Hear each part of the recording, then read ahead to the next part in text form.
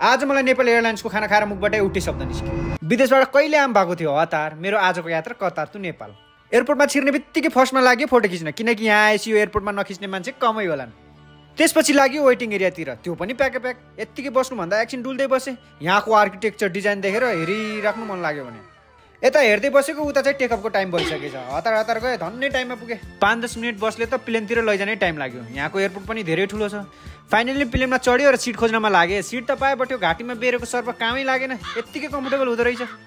1 घन्टा भइसक्यो, प्लेन त टेकअप नै हुँदैन। त्यही माथि लाइन पनि गयो। मलाई त डर पनि लाग्न लाग्यो। अस्ति भर्खर कोरियाको अजरबैजानको न्युज पनि देखेको थिएँ। फेरि सोचेँ होइन यहाँ अर्को के प्रोसिजर होला, त्यसैले यस्तो भएको।